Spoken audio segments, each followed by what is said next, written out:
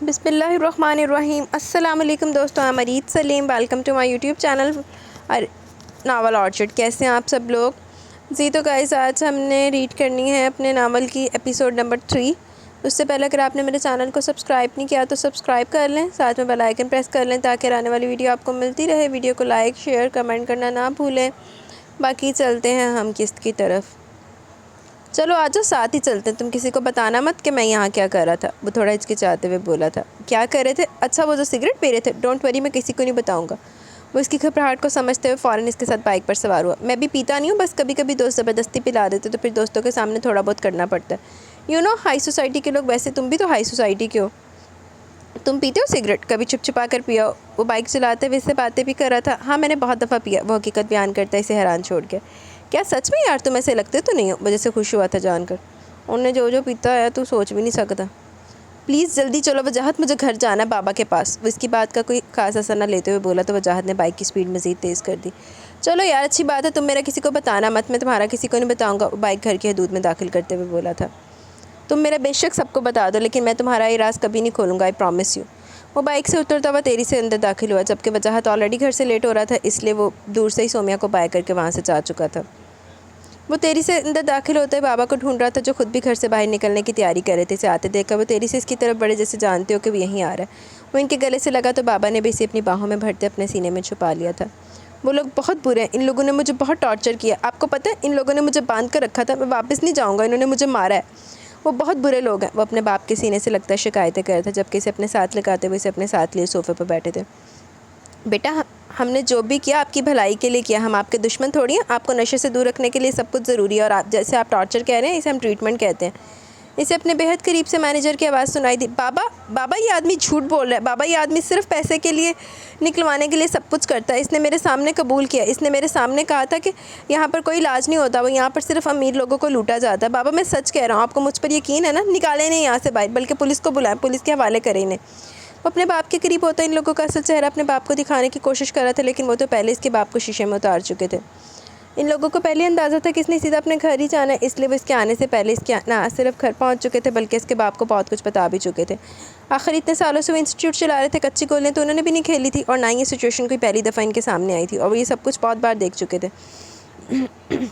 ان کے لیے سب نئی بات نہیں تھی، اور بابا کے لیے تو ایک امید یہ تھی کہ جب سے وہ انسٹیٹیوٹ گیا تھا اس نے ذرا سا بھی ڈرگز اپنے اندر نہیں اتارا تھا۔ اور جس طرح یہ لوگ کہہ رہے تھے کہ ہم آپ کے بیٹے کا ڈرگز چھڑوا دیں گے، بابا ان لوگوں پر یقین کرتے تھے۔ دیکھیے سر آپ کی مرضی، اگر آپ چاہیں تو ہم آپ کے بیٹے کو اپنے ساتھ واپس لے جاتے ہیں، اگر نہیں تو یہ کورس ہم یہیں پر ختم کر دیتے، کیونکہ جس طرح آپ کا بیٹا ہمیں دھوکہ دے کر بھاگا، ہم دوبارہ ایسے کیسز کو ہاتھ نہیں رکھتے۔ اگر یہ ایک دفعہ بھاگ سکتے تو پھر دوسری تیسری دفعہ بھاگنا بھی اس کے لیے کوئی مشکل نہیں ہے۔ مینیجر نے عاصم کی طرف دیکھتے ہوئے بولا تھا، جبکہ عاصم امید سے اپنے بیٹے کو دیکھ رہے تھے۔ نہیں میرا بیٹا اپنا کورس مکمل کرے گا، یہ جائے گا آپ لوگوں کے ساتھ، مجھے یقین ہے آپ لوگوں پر۔ وہ فوراً بولے تھے۔ نہیں بابا یہ اب آپ کیا کہہ رہے ہیں؟ میں ان لوگوں کے ساتھ نہیں جاؤں گا، یہ لوگ فراڈ ہیں، دھوکہ دے رہے ہیں آپ کو، یہ صرف پیسے کے لیے کریں گے سب کچھ، ابھی دینے پیسے دیکھے گا یہ چھوڑ کر چلے جائیں گے، بلکہ خود اپنا سچ بتائیں گے۔ یقین کیجیے بابا یہ صرف ڈرامہ کرتے ہیں، ان کے انسٹیٹیوٹ میں کوئی علاج نہیں ہوتا ہے۔ وہ انہیں بتانے کی کوشش کر رہا تھا۔ عاصم صاحب آپ کو اگر ہم پر یقین ہے تو شاید ہمیں آپ کے بیٹے کے ساتھ تھوڑی سی سختی کرنی پڑے گی۔ اب کی بار مینیجر کی آنکھیں چمکی تھی۔ کسی بھی طرح اس کا نشہ چھڑوا دیجیے۔ عاصم نے اس کی بات سننے کے بجائے مینیجر سے کہا تو وہ غصے سے اپنے باپ کو دیکھنے لگا۔ بابا آپ کو مجھ سے زیادہ ان لوگوں پر یقین ہے، آپ کو سمجھ نہیں آ رہا یہ بے ایمانی کر رہے ہیں، یا آپ کو دھوکہ دے رہے ہیں، فراڈ ہے یہ سب کچھ، وہ چلاتے ہوئے اٹھ کھڑا ہوا تھا۔ سر آپ میرے بیٹے کو لے جائیں، بس مجھے کسی بھی طرح اس کا نشہ چھڑوانا ہے۔ جی مجھے آپ لوگوں پر یقین ہے، میں جانتا ہوں آپ میرے بیٹے کے ساتھ کچھ غلط نہیں کریں گے، اسے کسی بھی طرح سے ٹھیک کر دیں گے۔ وہ اب بھی انہی کی طرف دیکھتے ہوئے بولے تو اگلے ہی لمحے دو آدمیوں نے اٹھ کر اسے پکڑ لیا۔ لاکھ دی لعنت ویسے عاصم صاحب، لاکھ لعنت ہے، پہلے بیوی دے تھلے لگا ہے ایسی لائی لگ انسان، ہن او دے تھلے جس طرح مینیجر نے شیشے چ اتار لیتا ان دی گلاں چ آ گئے۔ لاکھ لعنت تیرے تے، کدی اپنے بھی تھوڑا جہا پیسہ ہی رب نے دیا، کوئی تھوڑی سی تحقیق بھی کر لیا کر۔ چھوڑو مجھے، میں نہیں جاؤں گا تم لوگوں کے ساتھ، میں کہتا ہوں چھوڑو مجھے، چاہے کچھ بھی ہو جائے میں تم لوگ کے ساتھ نہیں جاؤں گا۔ پتہ نہیں ایڈا بڑا کاروبار انہیں کدھر کھڑا کر لیا ماگو بیلے پاگل آدمی نے۔ تم لوگ فراڈ ہو بابا، ٹرسٹ میں یہ لوگ فراڈ ہیں، یہ صرف آپ کی آنکھوں میں دھول چونک رہے، بابا مجھ پر یقین کریں، وہ چلا رہا تھا جبکہ وہ دو لڑکے سے گھسیٹتے ہوئے باہر لے گئے تھے۔ سر 3 مہینے کے بعد آپ کا بیٹا بالکل ٹھیک ملے گا۔ وہ اٹھ کر کھڑا ہوتے ہوئے عاصم سے ہاتھ ملانے لگا، جبکہ عاصم کافی دکھی لگ رہے تھے۔ جی سر میں آپ پر بھروسہ کروں، پلیز میرے بیٹے کو ٹارچر مت کیجیے گا، اور نہ ہی اس کے ساتھ کچھ غلط ہونے دیجیے گا، میں بس اس کا ڈرگ چھڑوانا چاہتا ہوں اور کچھ نہیں۔ میرے بیٹے کے ساتھ کس طرح کی زیادتی نہیں ہونی چاہیے۔ وہ ان کے سامنے ہاتھ جوڑتے ہوئے بولے، آپ فکر نہ کریں، آپ نے ہم پر یقین کیا، آپ کے بیٹے کو کچھ نہیں ہوگا۔ وہ شاطی سی مسکراہٹ کے ساتھ ان کے گھر سے باہر نکلا تھا۔ چھوڑو مجھے، میں نہیں جاؤں گا تم لوگوں کے ساتھ، میں کہتا ہوں چھوڑو مجھے۔ وہ چلا رہا تھا، کیسے بھی وین سے باہر نکلنے کی کوشش کر رہا تھا، لیکن لوگوں نے اسے اتنے برے طریقے سے قابو کر رکھا تھا کہ وہ نکل ہی نہیں پایا، اور آخر میں مینیجر گاڑی پر سوار ہوتے ہوئے دروازہ بند کرتے سے زوردار تھپڑ مار چکا تھا۔ سالے تو ہمیں ایکسپوز کرنے جا رہا تھا، ہمارا بھانڈا پھوڑنے والا تھا، تیری تو، وہ غصے سے کہتے ایک اور مکہ اس کے منہ پر مار چکا تھا۔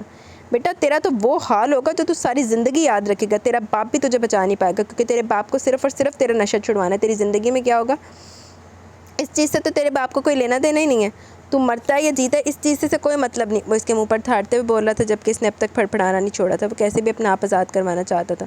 وہ واپس اس جہنم میں جا کر نہیں رہ سکتا تھا، لیکن وہ لوگ تو اسے واپس وہیں لے کر جا رہے تھے۔ ان لوگوں نے اتنے سکون سے اس کے باپ کے سامنے جھوٹی کہانی سنائی تھی کہ وہ یقین کرنے پر مجبور ہو گئے تھے۔ اسے ڈرگس دیا گیا تھا جس کی وجہ سے اس کی حالت بہتر تھی، لیکن اس کے باپ کو یہ لگ رہا تھا اسے جو میڈیسن دی گئی ہے اس سے اس کی ڈرگس کی طلب ختم ہو رہی ہے، حالانکہ حقیقت کچھ اور تھی۔ دیکھو پلیز مجھے چھوڑ دو، میں تم لوگوں کو بہت پیسے دلوا سکتا ہوں، تم لوگ جتنے کہو گے میں تم لوگوں کو پیسے دلواؤں گا، لیکن پلیز مجھے چھوڑ دو، میں کبھی بھی اپنے بابا کو تم لوگوں کے بارے میں نہیں بتاؤں گا، تم لوگوں کو پیسے سے مطلب ہے نا، میں تم لوگوں کو پیسے دوں گا، پلیز مجھے یہاں سے جانے دو۔ وہ اب ریلیکس ہو کر بیٹھتا ان سے بات کرنے لگا تھا۔ بیٹا ان 3 مہینوں میں تیری سوچ سے زیادہ پیسہ ہم تیرے باپ سے نکلوا لیں گے، اور تجھے تو ہم جانے نہیں دیں گے، چاہے کچھ بھی کیوں نہ ہو جائے۔ جو تم نے ہم سے بھاگنے کی کوشش کر کے غلطی کی ہے نا، اس کی سزا تجھے آج ہی ملے گی، اور بہت بھیانک ملے گی، تیار ہو جا۔ مینیجر اس کا گال تھپ تھپاتے ہوئے بولا جیسے کسی بچے کو بہلا رہا ہو۔ جبکہ اس کی سزا لفظ پر وہ تھوڑا پریشان تو ہو گیا تھا، اب نہ جانے وہ اس کے ساتھ کیا کرنے کا سوچ رہے تھے، لیکن اب وہ ان لوگوں سے کوئی اچھی امید رکھ بھی نہیں سکتا تھا۔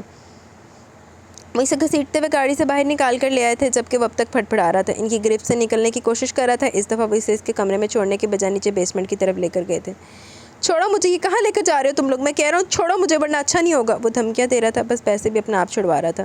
جب وہ لوگ اسے گھسیٹتے ہوئے بیسمنٹ میں موجود ایک کمرے کی طرف لے گئے، وہ اسے کہاں لے کر آئے تھے وہ نہیں جانتا تھا، لیکن اس جگہ پر عجیب سی سرخ رنگ کی روشنی تھی۔ کمرے میں بالکل اندھیرا تھا، سامنے ایک مشین تھی اور اس کے ساتھ ایک بیڈ پڑا ہوا تھا۔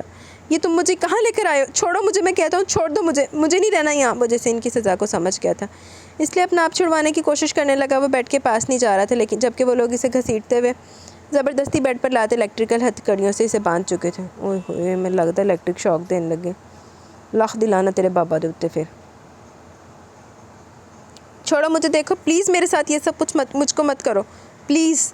وہ اس کے ماتھے پہ کچھ باندھ رہے تھے جبکہ وہ چلائے جا رہا تھا۔ جب مینیجر مسکراتا اس کے سامنے آ رکا تھا، سوری میں آئندہ ایسا نہیں کروں گا، پلیز پلیز مجھے شوق مت دینا۔ وہ جیسے اس کی منتیں کر رہا تھا، جبکہ وہ ہاتھوں میں موجود 2 تاریں سے دکھاتا وہ اس کے قریب آ رہا تھا، اسے ڈر لگ رہا تھا، اسے جھٹکے لگنے والے تھے۔ وہ یہ تو وہ سمجھ چکا تھا، وہ جانتا تھا کہ ڈرگس چھڑوانے والے انسٹیٹیوٹ میں سزائیں کس طرح کی ہوتی ہیں، لیکن ان سزاؤں میں سے کسی کو جھیلنے والا یہ تو اس کے وہم و گمان میں بھی نہیں تھا۔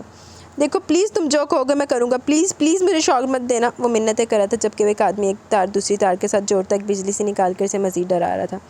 ہاں وہ ڈر رہا تھا، اس کا دل گھبرا رہا تھا، ایسا لگ رہا تھا جیسے موت سامنے کھڑی ہے۔ اس طرح کے ٹارچر کو تو اس نے کبھی سوچا بھی نہیں تھا۔ یہاں سے بھاگ کر جو غلطی تم نے کی ہے بیٹا، اس کی سزا تو تمہیں ملے گی نا، تاکہ تم آئندہ اس طرح سے غلطی نہ کرو۔ وہ مسکراتے ہوئے بولا تھا، نہیں نہیں میرے پاس مت آنا، میں بول رہا ہوں پلیز میرے پاس مت آنا۔ وہ بول ہی رہا تھا جبکہ وہ اس کے پاس آتے ہوئے اس کے سینے پر ان دونوں تاروں کو جوڑ چکا تھا۔ اس کے جسم پر جیسے بجلی سی گری تھی۔ ہائے ہائے، ماں صدقے چلی جاوے۔ اس کا جسم تھر تھرا سا گیا، اندر موجود ایک ایک نس سکڑ چکی تھی، دل جیسے دھڑکنا بند ہو گیا تھا۔ اس کا جسم جھٹکوں کے زیر اثر تھا اور پھر اسے کسی چیز کا ہوش نہیں رہا۔ اس کی آنکھیں بند ہوئی تو سامنے موت کے علاوہ اور کچھ نظر نہیں آیا تھا، لیکن وہ زندہ تھا کیونکہ اسے زندہ رکھا جا رہا تھا۔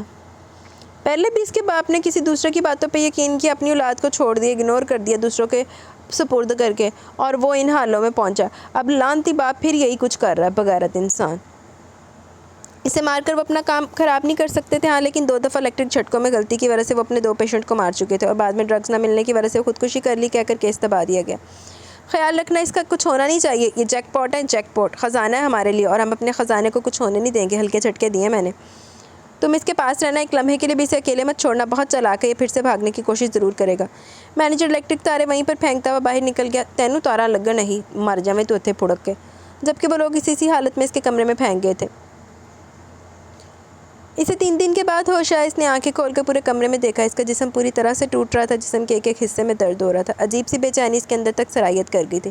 اٹھ کر بیٹھنا بھی اس کے لیے محال تھا، جبکہ اس کے پیر اور ہاتھ زیادہ وزنی ہو رہے تھے۔ اسے ایسا محسوس ہو رہا تھا جیسے اس کے پیروں پر کوئی چیز باندھی ہوئی ہے۔ اس نے ایک جھٹکے سے اٹھ کر اپنے پیروں کو دیکھا، جہاں پر ایک اچھی خاصی موٹی زنجیر اس کے پیروں پر باندھی گئی تھی، اور اس زنجیر کا دوسرا سرا اس کے کمرے کے دروازے پر بند تھا۔ اب اس چیز کا کیا مطلب تھا اسے سمجھ نہیں آیا. کیا وہ لوگ اسے یہاں پر باندھ کر رکھنے والے تھے؟ اور وہ بھی اتنی موٹی چین, اس میں تو اس کا چلنا مشکل تھا. اس نے اٹھ کر اس چین کو ہاتھ میں تھامتے ہوئے کھینچنے کی کوشش کی تھی, لیکن اس کو توڑنا ایک ناممکن سی بات تھی.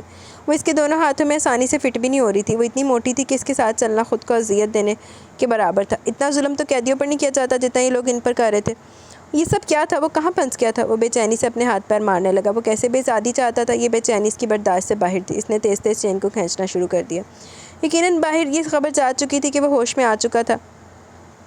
ہوش آ گیا تمہیں؟ ایک لڑکا اس کے پاس آتے ہوئے پوچھ رہا تھا, جبکہ وہ غصے سے اسے دیکھ رہا تھا. مجھے یہاں باندھ کر کیوں رکھا گیا؟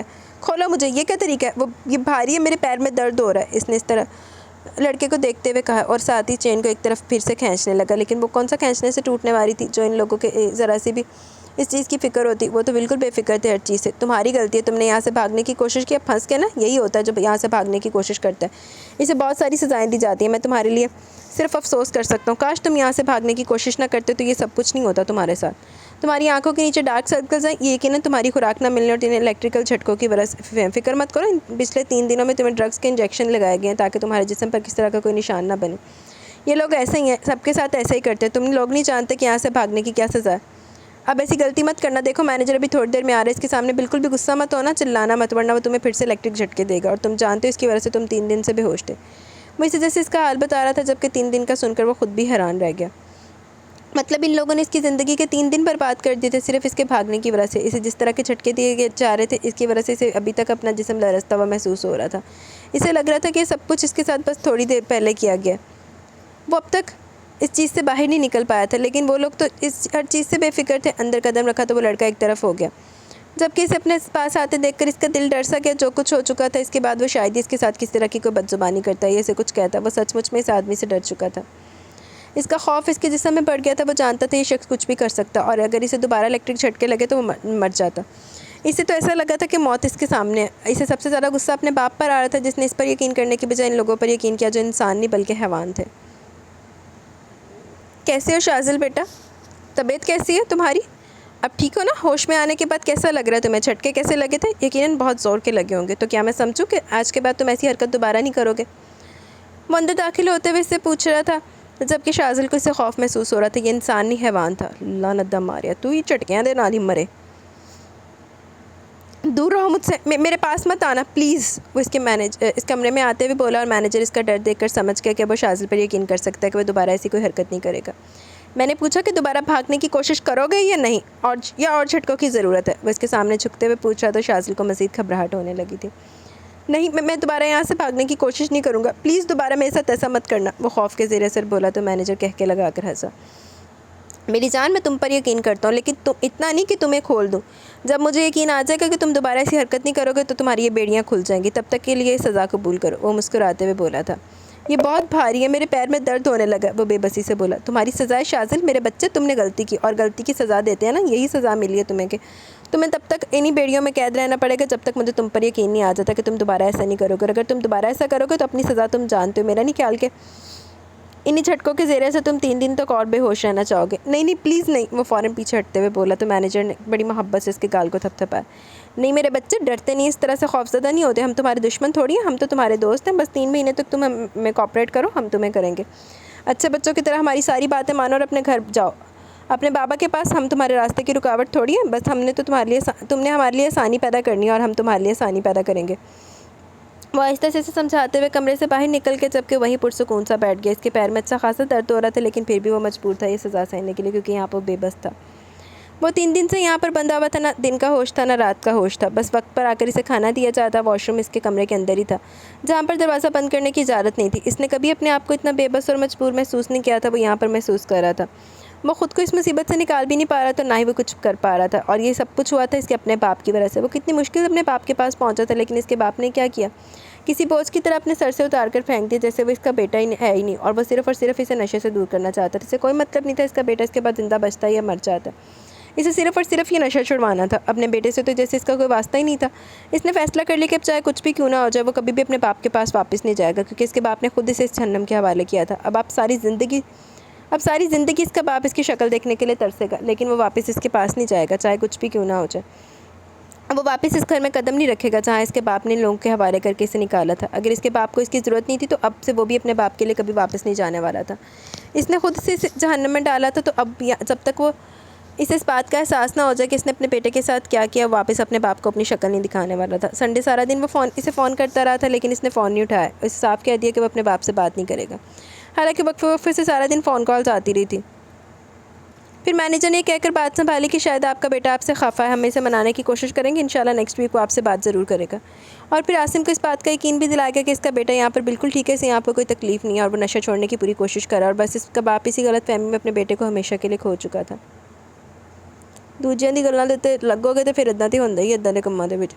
آدھی رات کا وقت تھا جب اسے چیخوں کی آواز سنائی دی۔ وہ ایک جھٹکے سے اٹھ کر بیٹھا۔ یقیناً یہ آوازیں نیچے بیسمنٹ سے آ رہی تھیں، یہاں اس پر ظلم ہوا تھا، اب وہاں کسی اور پر ظلم کیا جا رہا تھا۔ وہ بے چینی سے بیڈ سے اٹھا، وہ تکلیفیں خود برداشت کر چکا تھا، اس لیے کسی دوسرے کو تکلیف محسوس کرنا اس کے لیے مشکل نہیں تھا۔ نیچے بیسمنٹ میں کسی کو الیکٹرک کرنٹ دیے جا رہے تھے، کسی کے ساتھ وہ کام ہو رہا تھا جس کے ساتھ ہو چکا تھا۔ یا اللہ رحم، نہ جانے کون ہے جس کے ساتھ وہ لوگ یہ سب کر رہے ہیں، جس طرح وہ چیخ رہا ہے، وہ بہت تکلیف میں ہے۔ کہیں یہ لوگ اسے جان سے نہ مار ڈالیں۔ وہ بے چینی سے دائیں بائیں ہو رہا تھا، اس کے پیر کی تکلیف بڑھتی چلی جا رہی تھی، لیکن اس وقت وہ صرف اور صرف اس لڑکے کے بارے میں سوچ رہا تھا جو نیچے اتنی بری حالت میں تھا کہ اس کی چیخوں کی آواز یہاں اوپر تک سنائی دے رہی تھی۔ اس کی دردناک چیخیں اسے بے چینی میں مبتلا کر رہی تھی۔ وہ ایسا کیا کہ وہ اس کی تکلیف کو کم کر پائے۔ وہ نیچے بھی نہیں جا سکتا تھا، اس کے اپنے پیر زنجیروں سے بندھی ہوئی تھی، اور یہ اتنی ٹائٹ تھی کہ کبھی کبھی درد سے اس کا ہلنا بھی محال ہو جاتا تھا۔ کاش وہ اس آدمی کی کوئی مدد کر پاتا، کاش اس کے درد کو کم کر پاتا، لیکن کیسے اس کی چیخیں اسے اپنی تکلیف کی یاد دلا رہی تھی، وہ بھی تو ایسے ہی تڑپا تھا۔ وہ پاگلوں کی طرح دائیں بائیں گھوم رہا تھا جب اسے عجیب آواز سنائی دی۔ شاید وہ لوگ یقیناً اسے واپس لے کر آ رہے تھے۔ وہ جلدی سے اپنے بیڈ پر آتے ہوئے لیٹ گیا تھا۔ اگر وہ لوگ اسے جاگتے ہوئے دیکھ لیتے تو یقیناً اس کے لیے کوئی مسئلہ بن سکتا تھا کہ وہ اسے دوبارہ الیکٹرک کرنٹ دینے نہ لے جائیں۔ وہ اس چیز پہ بہت زیادہ خوف زدہ تھا۔ وہ دوبارہ کبھی اس سچویشن میں نہیں جانا چاہتا تھا، لیکن اسے اس لڑکے کا بھی بہت احساس تھا جو فی الحال اس سچویشن سے گزر رہا تھا۔ نہ جانے وہ لڑکا کس حال میں تھا، نہ جانے وہ تھا کون، کیونکہ وہ یہاں پر کسی کو نہیں جانتا تھا، لیکن اتنا اسے پتہ تھا کہ یہاں پر کسی کے ساتھ بھی اچھا سلوک نہیں ہوتا۔ اس کے علاوہ بہت لوگ ہیں یہاں پر جن کے ساتھ اس سے بھی زیادہ برا سلوک کیا جاتا ہے، اور یقیناً ان کی حالت اس سے بھی بری ہونے والی تھی۔ وہ اپنے بیڈ پر لیٹا ان لوگوں کے وہاں سے جانے کا انتظار کر رہا تھا۔ اس لڑکے کے لیے اس کے دل میں ہمدردی تھی۔ ان لوگوں کی آواز ختم ہوئی تو اس نے آہستہ سے دروازہ کھول کر باہر جھانکا، جہاں سامنے کوئی 22 سے 23 سال کا نوجوان ادھ-مری حالت میں صوفے کے ساتھ نیچے زمین پر پڑا تھا۔ وہ اس وقت کتنی تکلیف میں تھا وہ اندازہ لگا سکتا تھا۔ وہ آہستہ آہستہ چلتا اس کے پاس آ رہا تھا، اس کی بیڑیوں سے عجیب سی آوازیں آ رہی تھی، اور اس طرح سے چلتے ہوئے وہ بھی تکلیف کا سامنا کر رہا تھا۔ اس نے پاس آ کر دیکھا تو اس کو یہ احساس ہوا کہ وہ آدمی بے ہوش ہی تھا۔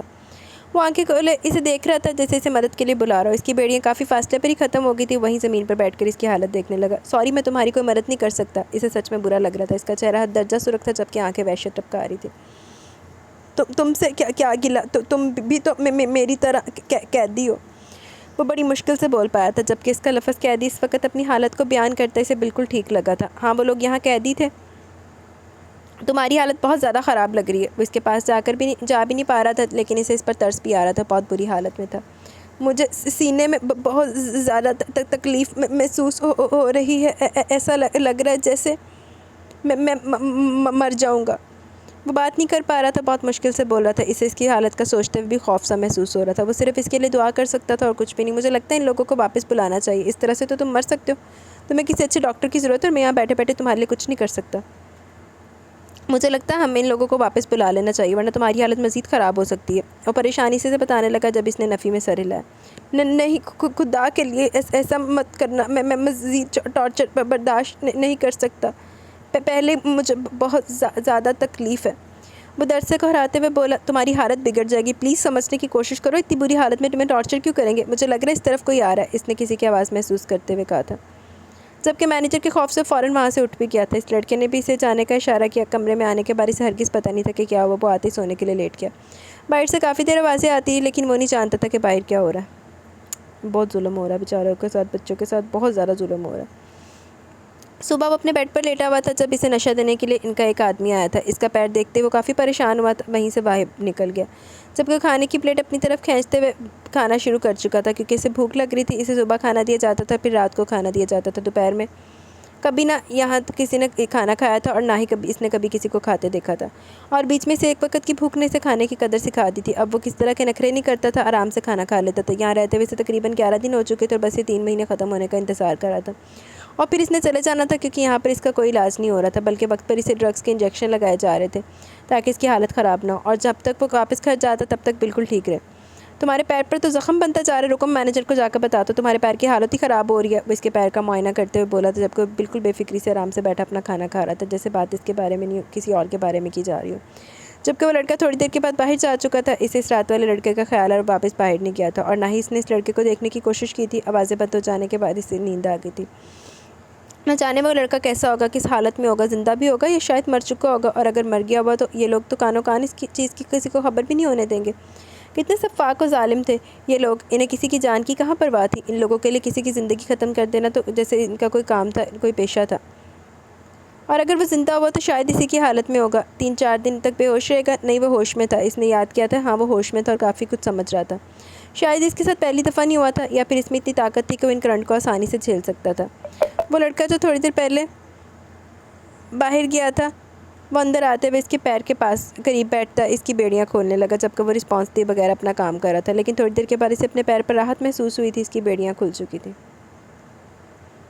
بیڑیاں کھلنے پر اسی سے سکون ملا، سچ میں آج وہ بہت ریلیکس محسوس کر رہا تھا۔ اس نے اپنے پیر کو اپنے قریب کیا جہاں سوجن اور زخم حد سے زیادہ تھے۔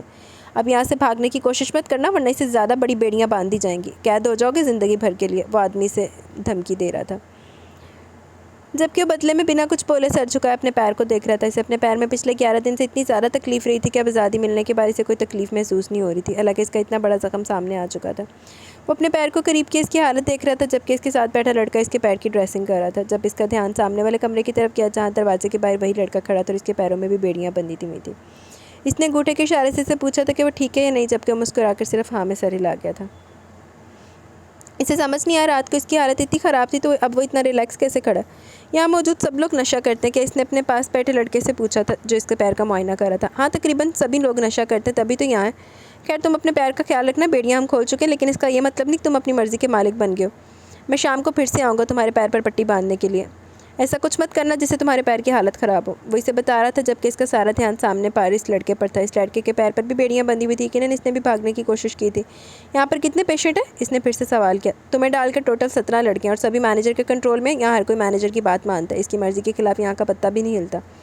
وہ یقیناً اسے مینیجر کی پاور دکھانے کی کوشش کر رہا تھا، جبکہ وہ یہ سوچ رہا تھا کہ یہاں ٹوٹل 17 لڑکے تھے جن کا علاج ہو رہا تھا اور باقی سب لوگ ان کے ٹیم ممبرز تھے، یعنی کہ ان کے ساتھ ملے ہوئے ان کے لیے کام کرنے والے، جن کا شمار انسانوں میں تو ہرگز نہیں ہوتا تھا کیونکہ وہ حیوانوں سے بھی بڑھ کر تھے۔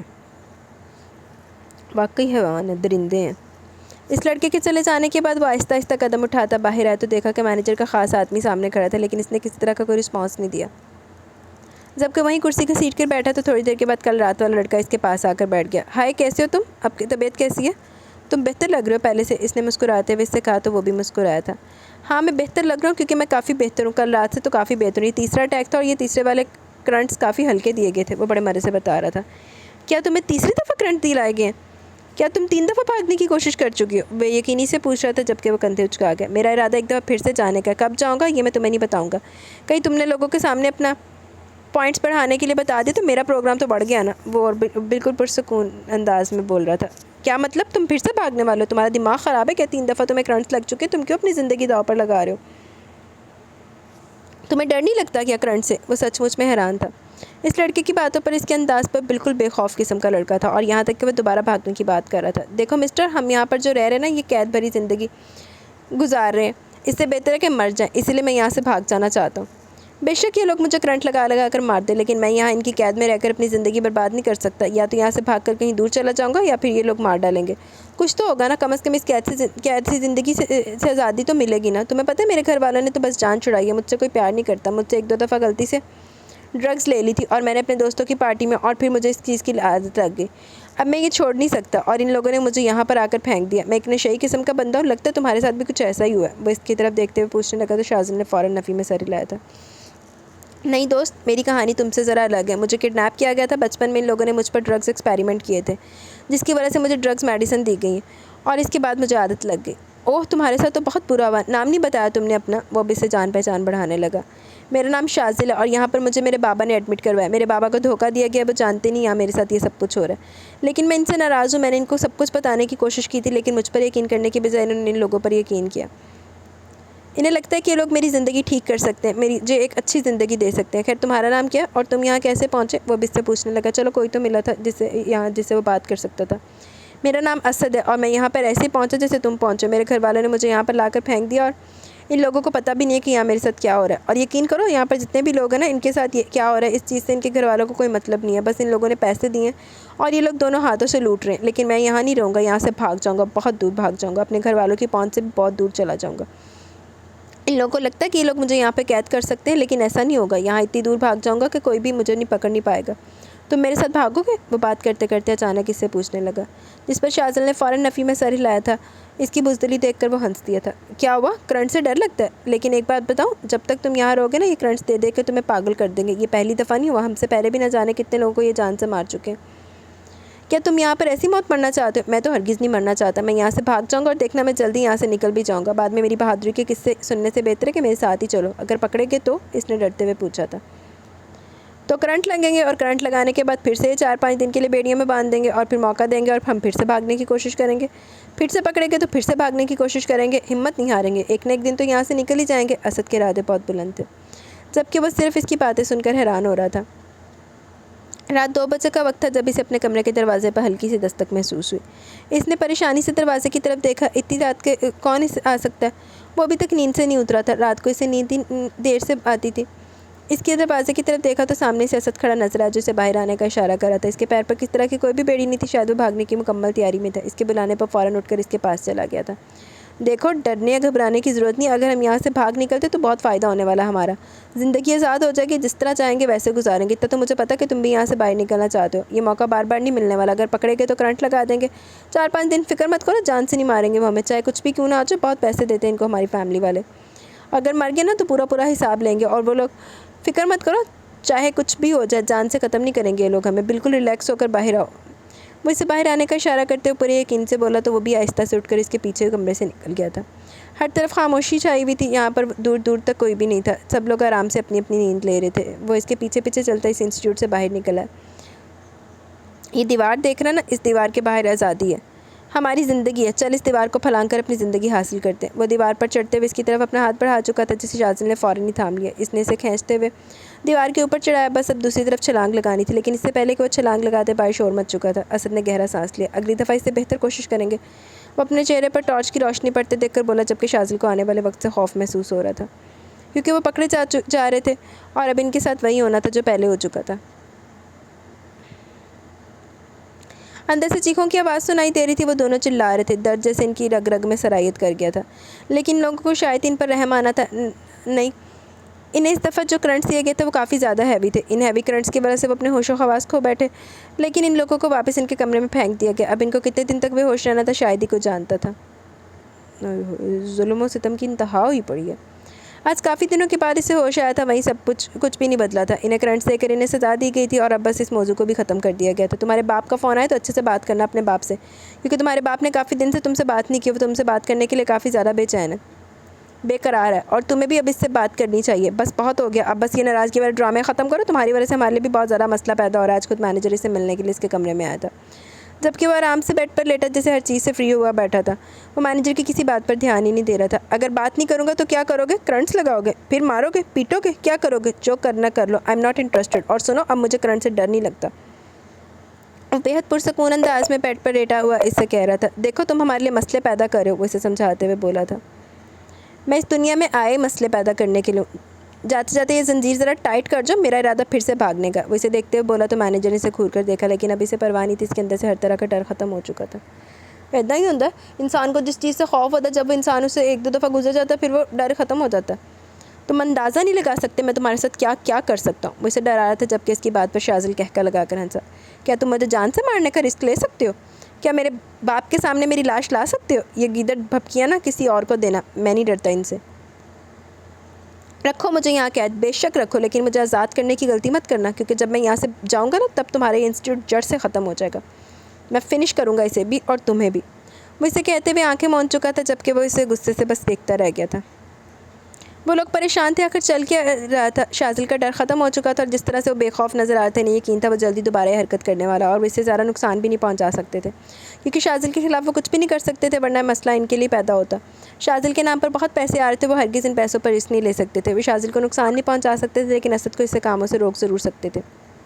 مجھے کیوں بلایا تم نے یہاں پر؟ وہ اندر داخل ہوتے ہوئے ان لوگوں سے پوچھنے لگا، جب مینیجر نے اسے سامنے والی کرسی پر بیٹھنے کا اشارہ کیا۔ وہ خاموشی سے سامنے والی کرسی پر بیٹھ گیا۔ اسد، میں تم سے ایک ڈیل کرنا چاہتا ہوں، تم یہاں سے آزادی چاہتے ہو نا؟ اگر میں تمہیں آزادی دینے کے لیے تیار ہو تو کیا گارنٹی کہ تمہیں ہمارے بارے میں کسی کو کچھ بھی نہیں پتہ چلنے دو گے، اور جو راز تم نے یہاں سے جانے ہیں وہ کسی کو پتہ نہیں چلیں گے؟ دیکھو مینیجر، مجھے صرف یہاں سے نکلنا، تم لوگوں نے میری زندگی عذاب کر رکھی ہے، مجھے میرے حال پر چھوڑ دو، میں تمہارے راز کسی کو بھی پتہ نہیں چلنے دوں گا۔ کیا تم شاذل کو ہمارے ساتھ کوآپریٹ کرنے کے لیے مجبور کر سکتے ہو؟ کیا تم اسے سمجھا سکتے ہو کہ وہ 3 مہینے یہاں سکون سے گزارو، یہاں سے چلا جائے، نہ ہمارے راز باہر آئے اور نہ ہی وہ ہمارے لیے کوئی پرابلم بنے؟ دیکھو، ہم نے نوٹ کیا شاذل پچھلے کچھ دنوں سے تمہارے بہت زیادہ قریب آ چکا ہے، وہ تمہاری باتیں سنتا ہے، تمہاری باتیں سمجھتا اور مانتا بھی ہے، ہم بس یہ چاہتے ہیں کہ تم شاذل کو سمجھاؤ کہ وہ یہاں سے تبھی باہر جا سکتا ہے جب وہ ہمارے ساتھ کمپرومائز کرے۔ مطلب کہ تم لوگ میری آزادی کی قیمت شاذل کی قید رکھنا چاہتے ہو، رائٹ؟ تم لوگ یہ چاہتے ہو کہ یہاں سے نکلنے سے پہلے تم لوگوں کا کام آسان کر دوں، یعنی کہ تم لوگوں کے بینکس پر بھی کوئی فرق نہیں پڑے۔ ٹھیک ہے، شاذل میری باتیں مانتا ہے، میں اسے سمجھاؤں گا اور وہ سمجھ جائے گا، بچہ کب تک بغاوت کرے گا؟ تم فکر مت کرو، تمہارے جانے کے بعد ہم شاذل کو کس طرح کا کوئی نقصان نہیں پہنچائیں گے اور نہ ہی اس پر کوئی مصیبت آئے گی۔ میں نیچے یقین دلا رہا تھا، مینیجر یقین دلا رہا تھا، اتنا تو وہ سمجھ چکا تھا کہ دنیا والوں کے سامنے لا کر اسے سڑک پر بھی مانگنے پر مجبور کر سکتے ہیں۔ ارے تم اسے مارو پیٹو، جو مرضی کرو، اسے کرنٹ لگاؤ یا بیڑیاں ڈالو، مجھے بس یہاں سے آزاد کرو، میں تم لوگوں کا کام آسان کر دوں گا۔ اٹھ کر کھڑا ہوتے ہوئے بولا تو مینیجر نے صرف ہاں میں سر ہلایا، مطلب اسے صرف اور صرف اپنی ذات سے مطلب تھا، شاذل سے یا کسی اور سے اس کا کوئی لینا دینا ہی نہیں تھا۔ جنہیں نشہ کرتے ہیں، جنہیں نشوں میں عادی ہو جاتے ہیں، ان کو کسی کی کیا پرواہ؟ ان کو اپنے سگے خون کے رشتوں کی پرواہ نہیں ہوتی تو ان کو کسی اور کی کیا پرواہ ہونی ہے؟ یہ کیسے ہو سکتا ہے؟ وہ لوگ اچانک سے تمہیں یہاں سے بھیج کیسے سکتے ہیں؟ تمہارا علاج مکمل ہو گیا کیا؟ وہ پریشانی سے پوچھنے لگا، اسے یہاں پہ زیادہ وقت نہیں ہوا تھا لیکن وہ لوگ اسے آزاد کر رہے تھے۔ کیسے ایسا ممکن تھا؟ اور ابھی تک تو اس نے بھاگنے کی کوشش کی تھی، وہ ان کا راز جانتا تھا، اگر وہ اسے یہاں سے آزاد کرتے تو ان کے لیے کتنا بڑا مسئلہ بن سکتا تھا، لیکن انہیں تو جیسے کوئی پریشانی نہیں تھی، وہ سچ مچ میں اسے یہاں سے چھوڑ رہے تھے۔ دیکھو شاذل، میری بات سنو اور سمجھنے کی کوشش کرو، میں نے لوگوں سے ڈیل کیا کہ میں ان لوگوں کے خلاف کسی کو بھی باہر جا کر کچھ نہیں بتاؤں گا، یعنی کہ میری طرف سے انہیں بالکل بے فکر کر دیا میں نے، اس لیے مجھے یہاں سے چھوڑنے کے لیے تیار ہو گئے، بلکہ مجھے پوری طرح سے آزاد کریں، اور مجھے یہاں سے صرف اس بنا پر آزاد کریں کہ میں باہر جا کر کسی کو بھی کچھ نہیں بتاؤں گا۔ اور میرا کیا دماغ خراب ہے کہ مجھے آزادی مل رہی ہے، میں ان لوگوں کے خلاف کوئی پنگا لوں گا؟ میں تو کہتا ہوں تم بھی ڈیل کر لو اور یہاں سے آزادی حاصل کر لو۔ مجھے تمہاری کوئی بات سمجھ میں نہیں آ رہی، وہ مجھے 3 مہینے سے پہلے یہاں سے نہیں چھوڑیں گے، تمہیں چھوڑ رہے ہیں، تم خوش قسمت ہو، لیکن یہاں سے باہر جا کر تمہیں ہم سب کی جان بچانی چاہیے، بلکہ ان لوگوں کے خلاف ایکشن لینا چاہیے اور اس انسٹیٹیوٹ کو بند کروانا چاہیے۔ یہاں پر لوگوں نشے کے مریضوں کو اس طرح سے استعمال کریں، یہاں پر کتنا خراب سلوک ہو رہا ہے۔ تمہیں پتہ ہے اس لڑکے کو رات بھر واش روم میں بند رکھا گیا، وہ بھی اتنی ٹھنڈ میں، اسے کل ساری رات واش روم سے آواز آتی رہی تھی، کسی اور لڑکے نے دوسرے لڑکے کے ساتھ لڑائی کی تھی اور اسے سزا دی گئی تھی۔ شاذل، باہر نکلو اس انسانیت کے جال سے، کچھ بھی نہیں ملنے والا، اگر اپنی آزادی چاہتے ہو تو 3 مہینے یہاں خاموشی سے پڑے رہو، وہ تمہارے ساتھ کچھ الٹا سیدھا نہیں کریں گے، تم ان کے ساتھ کچھ الٹا سیدھا نہیں کرنا۔ تمہیں الیکٹرک کرنٹس دے کر ان لوگوں نے تمہیں ڈرانے کی کوشش کی، لیکن اب وہ سمجھ چکے کہ اس چیز نے بھی انہیں کوئی فائدہ نہیں ہوا، تمہارے ساتھ وہ زیادہ برا نہیں کر سکتے کیونکہ وہ خود پھنس جائیں گے، کیونکہ تمہارا باپ بہت زیادہ پاور میں ہے، تمہارے خلاف وہ کچھ بھی نہیں کر سکتے، لیکن یہ نہ ہو کہ تمہاری وجہ سے ان لوگوں کو بھی نقصان پہنچے۔ دیکھو، دوسروں کے بارے میں بعد میں سوچنا، پہلے اپنی آزادی کے بارے میں سوچو۔ میں کوشش کروں گا تمہیں جلد یہاں سے آزاد کر دیا جائے، لیکن اس سے پہلے تمہیں ان لوگوں کو یقین دلانا ہوگا کہ باہر جا کر تم انہیں کوئی نقصان نہیں پہنچاؤ گے۔ دیکھو شاذل، اگر یہ لوگ تمہیں یہاں پر مار ڈالیں اور یہ کہہ دیں کہ تنگ آ کر تم نے خودکشی کر لی، تو بھی تمہارے بابا کیا کر لیں گے؟ وہ جانتے تم ان سب چیزوں سے تنگ ہو اور تم چاہتے ہو کہ میں ان لوگوں کے ان حال پہ چھوڑ دوں، اور یہاں یہ لوگ جو کچھ کر رہے ہیں ایسے ہی کرتے رہے۔ تمہیں اندازہ بھی ہے یہاں پر کچھ لوگوں کی جان جا چکی ہے، وہ لوگ قاتل ہیں، ان لوگوں نے یہاں پر کسی کی جان لی ہوئی ہے، لیکن انہیں خوف نہیں ہے، یہ پھر سے وہی سب کچھ کر رہے ہیں اور اتنے خطرناک کرنٹس، الیکٹرک کرنٹس دے رہے ہیں، ساری رات سردی میں باہر لڑکوں کو کھڑا رکھتے ہیں، کبھی واش روم میں بند کر دیتے۔ تم اندازہ لگا سکتے ہو ان کی تکلیف کا؟ ہمیں ان لوگوں کی مدد کرنی چاہیے، اپنے لیے آواز نہیں اٹھا سکتے۔ تم ان کی بیڑیاں دیکھتے ہو، صرف چند دن میرے پیروں میں بیڑیاں بند رہی ہیں تو ایسا لگتا ہے جیسے اپنے قدموں پر دوبارہ کھڑا نہیں ہو سکوں گا۔ ان لوگوں کے بارے میں سوچو جنہیں اتنے خطرناک طریقے سے باندھ کر مارا جاتا ہے۔ تمہیں اندازہ ہے 6 دن پہلے یہاں پر ایک لڑکے کو بے دردی سے باندھ کر مارا گیا، وہ اب تک ہسپتال میں کوما میں پڑا ہے۔ تمہیں اندازہ بھی یہاں پر کیا ہو رہا ہے؟ صرف اپنے بارے میں سوچ رہو، تمہیں آزادی مل رہی ہے تو باقی سب جائیں بھاڑ میں۔ ان لوگوں نے تمہارے ساتھ ڈیل کر لی، اس کا یہ مطلب نہیں اسد کہ تم انسانیت کو چھوڑ دو، اپنی آزادی کے بارے میں سوچنا بند کرو، ان لوگوں کے بارے میں سوچو۔ یہاں پر جو 17 لوگ ہیں نا، اس وقت پل پل مر رہے ہیں۔ مجھے نہیں سوچنا ہے کسی کے بارے میں، مجھے آزادی مل رہی ہے اور میں یہاں سے جا رہا ہوں۔ تم نے جو سوچنا جو کرنا کرو، تمہارا دماغ بری طرح سے خراب ہو چکا ہے. انہی کے بارے میں سوچتے رہو گے تو یہیں پھنسے رہو گے. یہ انسٹیٹیوٹ 10 سال سے چل رہا ہے اور 10 سال سے یہاں یہی سب کچھ ہو رہا ہے. یہاں پر لوگ مرتے رہتے ہیں، لوگوں پر ظلم ہوتا ہے. اسی طرح 8-8 دن باندھ کر رکھتے ہیں یا پھر مہینہ مہینہ کوما میں رہتے ہیں. کوئی نہیں ہے ان کے پوچھنے والا، اور نہ ہی آگے کوئی ہوگا. انسٹیٹیوٹ میں یہی سب کچھ ہوتا ہے اور آگے بھی یہی ہوتا رہے گا. اپنے بارے میں سوچو شاذل، یہاں سے نکلنے کے بارے میں سوچو. تمہیں کیا لگتا ہے 3 مہینے کے بعد یہ تمہیں چھوڑ دیں گے؟ نہیں، 3 مہینے تک وہ تمہارے باپ سے پیسے لوٹیں گے اور 3 مہینے کے بعد یہیں پر تمہیں مار کر یہ ثابت کر دیں گے کہ تم نے خودکشی کر لی ہے. دیکھو ان لوگوں کے ساتھ ڈیل کر لو، اگر زندہ رہے تو سب کچھ ٹھیک ہو جائے گا. ثبوت کے طور پر مجھے آزاد کریں، تمہارے لیے اتنا کافی ہونا چاہیے. وہ اسے سمجھا رہا تھا جبکہ مینیجر باہر کھڑا ان کی ساری باتیں سن رہا تھا. اسد کوشش تو پوری کر رہا تھا اسے اپنی باتوں میں الجھانے کی، لیکن شاذل پر انسانیت کا بھوت زیادہ ہی سوار ہو چکا تھا. 18 سال کا لڑکا ان کے لیے مصیبت بنتا جا رہا تھا. مجھے افسوس ہے کہ میں ان لوگوں کے لیے کچھ نہیں کر سکوں گا، وہ اداسی سے بولا. تو اسد نے ایک گہرا سانس لیا تھا. ہم ان لوگوں کے لیے کبھی کچھ نہیں کر سکتے اور کوئی بھی کچھ نہیں کر سکتا. پلیز ہم سب چیزوں کو اپنے دماغ سے نکالو اور اپنی زندگی میں آگے بڑھنے کے بارے میں سوچو. اپنی زندگی کے بارے میں سوچو شاذل، ان لوگوں کے بارے میں نہیں. وہ اس کے کندھے پر ہاتھ رکھتے ہوئے اسے سمجھا رہا تھا جبکہ شاذل اداسی سے کھڑا اسے سن رہا تھا. مینیجر نے سکون کا سانس لیا، آخر اسے سمجھانے میں کامیاب ہو گیا تھا.